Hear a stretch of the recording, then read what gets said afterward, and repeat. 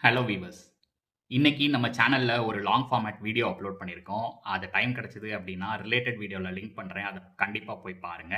சரி, அத பத்தி ஷார்ட் வெர்ஷன் தான் இது. காஞ்சிபுரம் மாவட்டத்தில உத்திரமேரூர் அப்படின்னு சொல்லிட்டு ஒரு ஊர் இருக்கு.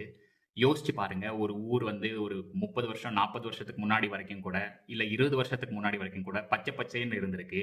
ஆனா, இப்போ அந்த ஊர் வழியா பாஸ் பண்ணீங்க அப்படின்னா, மணல் அதாவது கல் குவாரியில இருந்து வர தூசினால பச்சை பச்சைன்னு இருந்த மரங்கள், செடிகள், விவசாய நிலங்கள் மேல ஒரு கிரே கலர்ல ஒரு சிமெண்ட்ட வச்சு ஒரு போர்வை போத்துனா எப்படி இருக்கும்? அந்த மாதிரி தான் இந்த உத்திரமேரூர் சுத்தி இருக்கிற கிராமங்கள்ல இந்த தூசி வந்து பயங்கர பிரச்சனையாயிட்டு இருக்கு. அது மட்டும் இல்ல, இந்த கல்குவாரி இயங்கிட்டு இருக்கு அப்படிங்கிறனால நெறைய கனரக வாகனங்கள், அதாவது டிப்பர் லாரி எல்லாம் வந்து கிராமத்துக்குள்ள நெறைய வர ஆரம்பிச்சிருச்சு. இதனால நெறைய விபத்துகள்லாம் நடக்குது.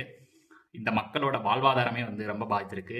ஒரு காலத்துல விவசாயத்தையே நம்பிட்டு இருந்த பூமி, இப்ப வந்து பார்த்தீங்க அப்படின்னா, தண்ணிக்கு பஞ்சம், நிலத்தடி நீர்லாம் வந்து கீழ போயிருச்சு. இதனால வந்து விவசாயமும் பயங்கரமா பாதிச்சிருக்கு. இதனால அவங்க வாழ்வாதாரமே வந்து ஒரு கேள்விக்குறியாயிட்டு இருக்கு. இப்போ வந்து அ ஆளுங்கட்சியா இருக்கட்டும், இல்ல எதிர்க்கட்சி இதுக்கு முன்னாடி ஆண்டுகிட்டு இருந்தாங்க அவங்களாகட்டும், இதுவரைக்கும் என்ன பண்ணியிருக்காங்க இந்த மக்களுக்கு அப்படின்னு சொல்லிட்டு எனக்கு தெரியல. உத்திரமேரூர் மக்களாகிய நீங்கள் இந்த பிரச்சனைய எத்தன வருஷமா சந்திச்சிருக்கீங்க? எவ்வளோ இன்டென்ஸா இருக்கு? இதனால என்ன பாதிப்புகள்லாம் உங்களுக்கு ஏற்பட்டிருக்கு? அப்படின்னு சொல்லி கமெண்ட்ல மறக்காம சொல்லுங்க. அதே மாரி அந்த லாங் ஃபார்மேட் வீடியோவையும் பார்த்துட்டு மேக்ஸிமம் ஷேர் பண்ணுங்க. இது கன்சர்ன்ட் அதிகாரிகள், அந்த கவர்ன்மென்ட் அஃபிஷியல்ஸ்க்கு போய் சேரணும். உங்களுக்கு கண்டிப்பா ஒரு மாற்றம் வரணும் அப்படின்னு சொல்லி தான் என்னோட கோரிக்கை.